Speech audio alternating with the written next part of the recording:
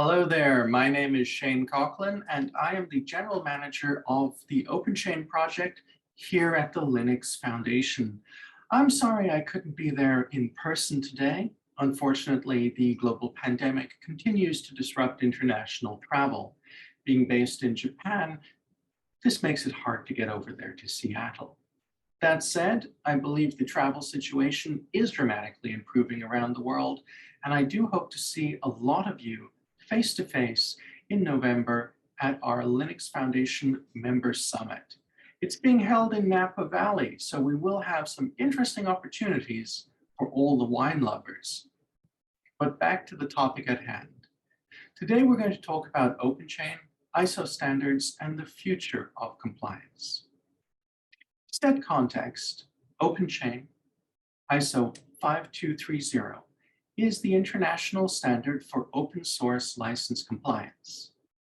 It defines the key requirements of a quality open source license compliance program. It's the only standard of its type, and since its publication by ISO in December 2020, it has become increasingly important and popular around the world. But this standard didn't begin on December 2020. It actually began years earlier. The first idea for OpenChain was around 2015, when a handful of experts in this field got together and said, we really need a way to make the supply chain do open source compliance more effectively. It's a simple concept, but a very important one. And by October 2016, that idea had been polished into a standard. With the initial release of OpenChain, back then in 2016, there was a de facto industry standard to help guide what the key requirements of a quality open source compliance program looked like for companies of various types in various markets. The transition between being a de facto standard into being a formal ISO standard is important. As much traction as OpenChain had, and it had significant traction between October 2016 and November 2020, becoming a formal ISO standard made a new era of supply chain management possible. The reason is simple enough. Many companies ingest ISO standard materials today. Many companies manage their processes with ISO standards. It's a very simple, clear signifier that what is being done meets the requirements and the understanding of parties across the globe. OpenChain's considerable success as a de facto standard contributed to its ability to become an ISO standard. Indeed, by the time we were an ISO standard, our community already numbered in the many hundreds of companies. We had local work groups in local languages in areas like China, Japan, Korea, and we had significant momentum across industries like automotive. But when it comes to a standard, what you're looking at is scaling from hundreds to thousands to tens of thousands of companies. After all, what you want to do is to create a situation where every company benefits equally and easily from the efficiency and effectiveness of a refined standard. Simple thoughts, and in our case, I would immodestly say executed with precision and effectiveness. OpenChain is an uncontroversial standard. It is the only standard for open source license compliance. It defines processes that are of no surprise to any party, but are equally important to the success of those parties. In other words, it solves a problem in a consistent manner where we didn't have a consistent solution before. Now, OpenChain is the first ISO standard to come out of the Linux Foundation in 14 years. Previously, the last standard was Linux Standard Base, and you can see the enormous gap between what was happening around the time of defining Linux Standard Base and what's happening today as we release standards like OpenChain. That gap is not a gap of peace and quiet or nothing happening, quite the opposite. It's a gap of extreme innovation, iteration, and massive growth of open source. Indeed, nowadays, everywhere you have software, you have open source. This is fast moving. This is fast evolving. And many aspects of this are not perfectly suited to standardization because they change frequently. And when you have a standard, particularly a formal standard, one of the things you're doing is providing consistency in whatever that is. You don't want to iterate standards continually. You want the standards to be some of these scaffolding upon which people build. Now, as it happens, OpenChain is an ideal part of scaffolding. It is a foundational element to how you approach efficient software management. You need to manage licenses, you need to manage ingest and outbound. You need to manage internal processes. Highlighting where we know things are most effectively done saves time, and it saves a lot of money. Controversial, indeed. And also an indicator of what's to come. You see, OpenChain fills a gap in the market based on maturity. We're at the stage where open source as an idea is well accepted. Open source code as deployed is everywhere. And now we're looking at how do we tighten things up to make them better. We always want to do things more effectively. And standards, of course, help with that. I'll give you an example with OpenChain. And bear with me. This will involve a few different numbers and letters in a slightly soupy manner. The alphabet soup is because of the way standards work, but the overall point is simple and clear. OpenChain is ISO 5230. That's the identification number for OpenChain in ISO.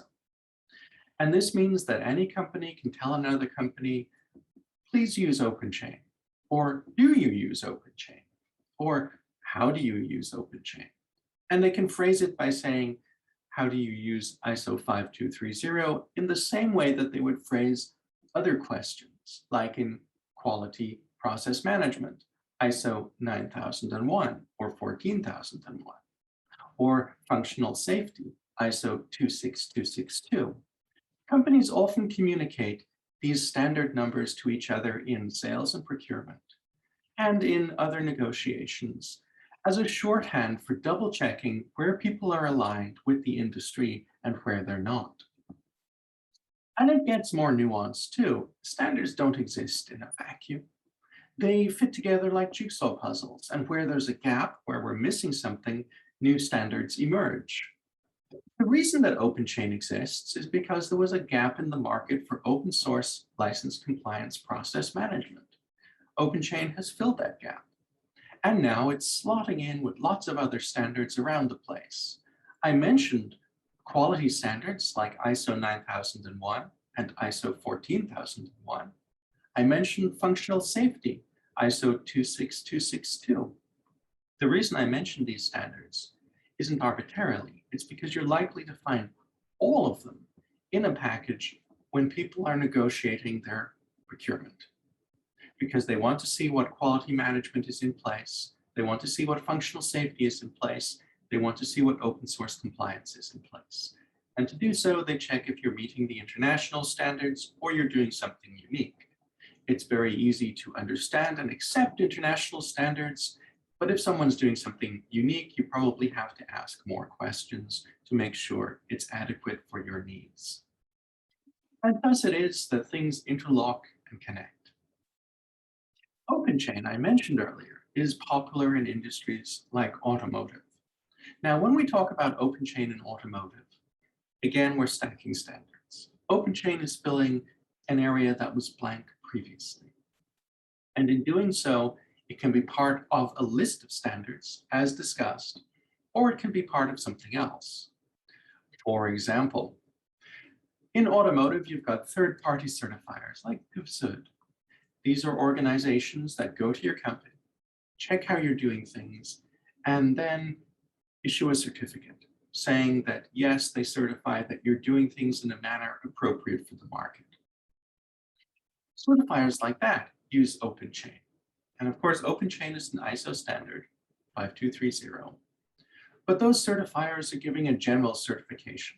Let's say to CID, their particular certification is all open source process management, not just compliance, but other aspects like development, process management, and so on. So they slot the OpenChain ISO standard into an umbrella, which they mark as a TÜV-SÜD standard. In fact, their standard, including OpenChain, is called PPS PPP 150001A. It rolls off the tongue. The actual simple fact is that this certifier packages a bunch of known standards together, plus some additional material where they find gaps, and create a new meta standard. In this case, TPS means Toyota Production System. So TÜV-SÜD have focused on a meta standard for open source that fits into the Toyota production system frequently used around the automotive industry. And so you see, I warned you, we'd have some alphabet soup, but it is important to contextualize how all of this works. The same thing happens in a car company. Let's take Scania. Scania is based in Sweden. You probably know that they're very famous for trucks. Now, Scania has created a corporate standard, a Scania corporate standard, and this standard is STD 4589. And it includes ISO 5230 OpenChain as part of a sequence of standards that they're asking their suppliers to utilize wherever possible. The point of the Scania corporate standard is to provide one corporate standard to suppliers, and then inside that corporate standard, a list of all the included or bundled standards from places like ISO. Right, take a breath, no more alphabet soup for a few minutes. The point there was that ISO standards and process management standards internal to various companies and process management standards external to various certifiers all fit together to interlock. And what's very useful in this space, of course, is that the formal standards out there are available. Rather than anything ambiguous happening, let's say only using de facto standards, you can use stuff that's been through the crucible of ISO. And that matters. And like I said, open source increasingly having standards which slot into all of this perfectly is an indication of maturity. And while it might sound like we're introducing complexity, we're actually introducing methodology to align more perfectly with how people doing procurement, with how people doing standardization work today. And that is, of course, one of the most important goals you can have in the technology industry. By not having to re-educate people, by not reinventing the wheel, we're keeping things working smoothly. And goodness knows, after the last 18 months of supply chain disruptions, we can see why we don't want to shake the boats on the supply chain. We want to fit in neatly and effectively. What does this mean for open source license compliance going forward? Well, OpenChain is there. It defines the key requirements of a quality open source license compliance program. That is the basis and the gold standard of how you approach this problem space. So that's problem solved. With the proviso being over the next years, it's going to be all about adoption across the market. And that's fine. That's exactly what we expect to do. That's exactly what we've prepared for. And that's exactly what we're executing against. But OpenChain isn't going to be alone. I mentioned that Joint Development Foundation helped OpenChain become an ISO standard. Joint Development Foundation is a fascinating initiative. It's now part of the Linux Foundation family in that it's a project in our ecosystem. The Joint Development Foundation is what's called a path submitter. And forgive me, I know this is beginning to introduce more acronyms. A path submitter is, quote, a publicly available specification end quote, submitter. It's an organization that can take a de facto standard in the industry and take it into formal standardization via ISO. In other words, that's exactly what OpenChain did. We went to JDF, we explained our status as a popular de facto standard, and we worked with them to enter the ISO process and go through a certain fast track to graduate within 9 months. A de facto standard that's mature, a de facto standard that's widely adopted, is not something that needs re-editing.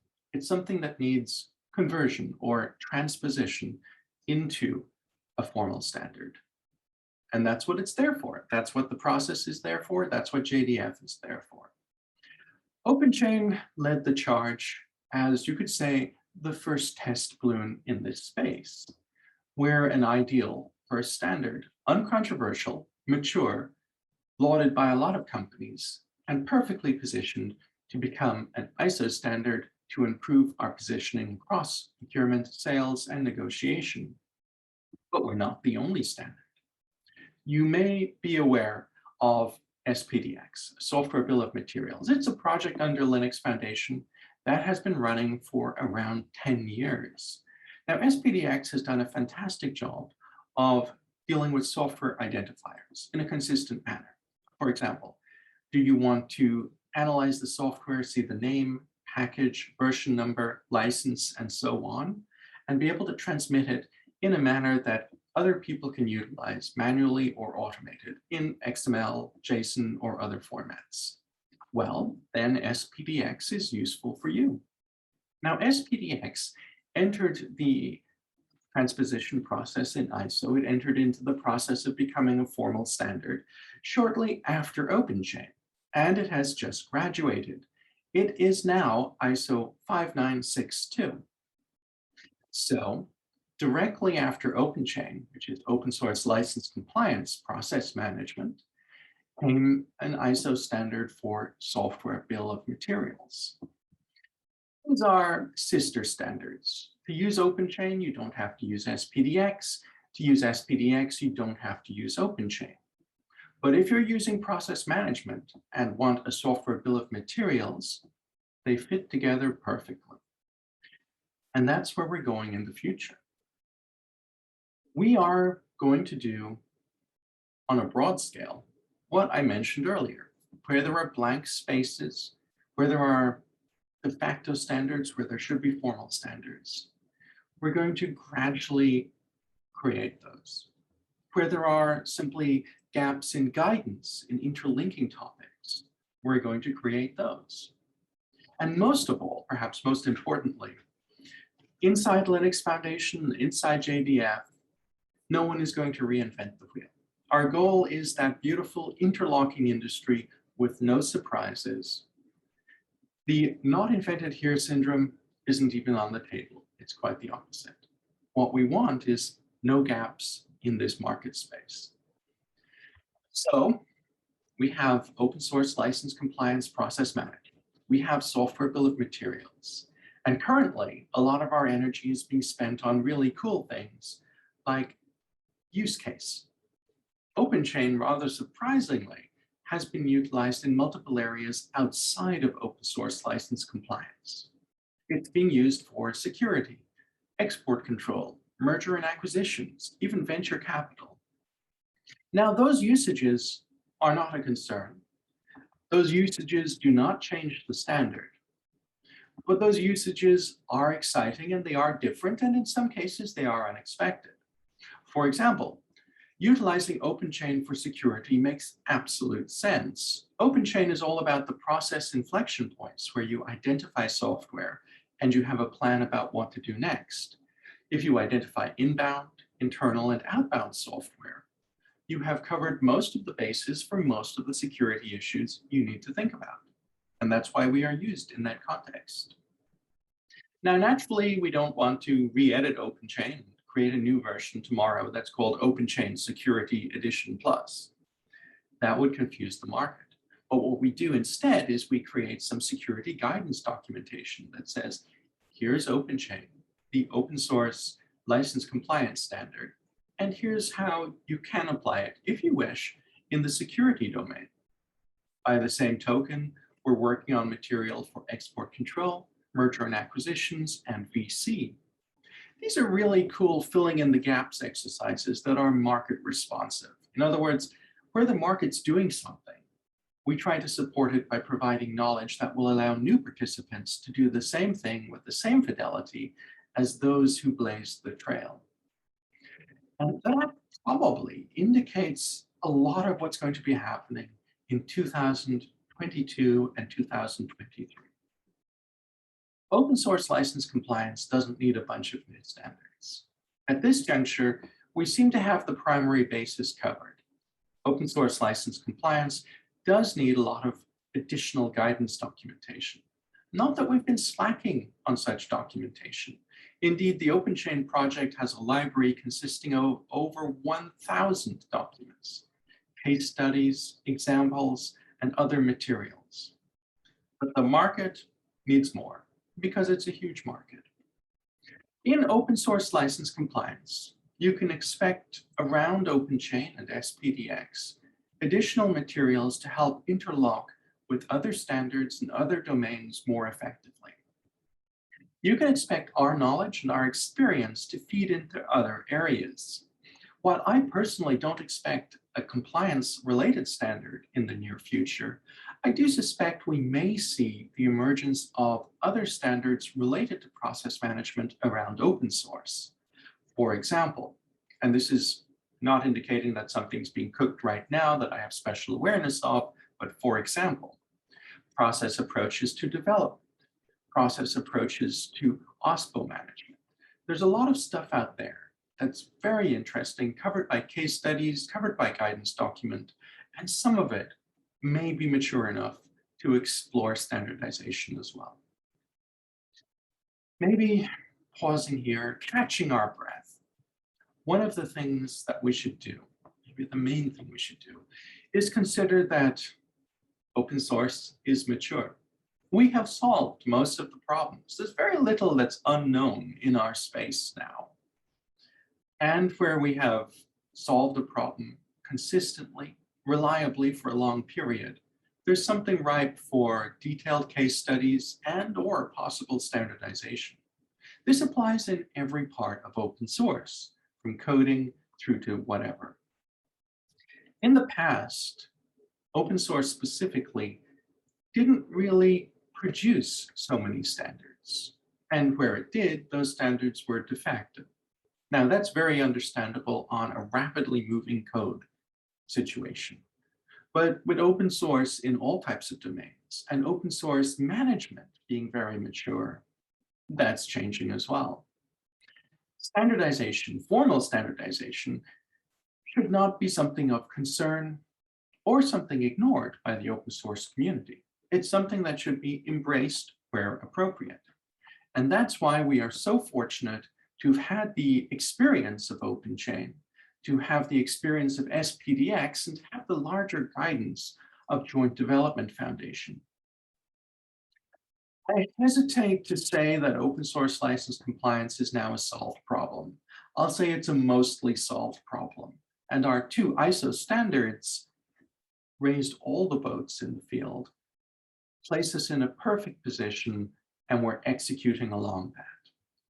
Joint Development Foundation is well enabled to do the same to many other domains around open source. For example, what about de facto standards describing methodologies of doing stuff like 3D modeling? What about process management in completely different areas to compliance? This is where we have lots of thinking and lots of exciting stuff to do. And this is why, if you're in those domains, if you have something that's a de facto standard and looks solid and is reliable and is essentially done, please go talk with JDF.